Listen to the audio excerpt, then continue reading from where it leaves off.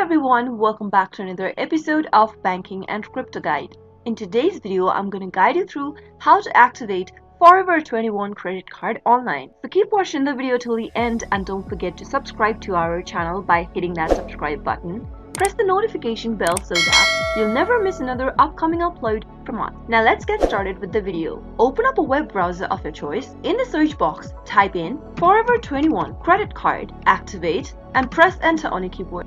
Soon after you do that, you'll end up in the search results. Go and click on this link that says Forever 21 Visa credit card, activate primary card holder. Once you click on the link, you'll be taken to the card activation page. You can now go ahead and enter the cardholder information. Enter your credit card account number in the first text box. On the next field, type in the expiry date of your credit card, and right under it you'll be able to see a drop down. You can select one of the identification method and enter the information as per your selection. Since I've selected social security number, I'll need to type in the last 4 digits of the social security number. Similarly, if you've chosen the social insurance number, you'll need to provide the details of your social insurance number and so on. Once you type in the information in the last field, go ahead and type in your zip code or your postal code.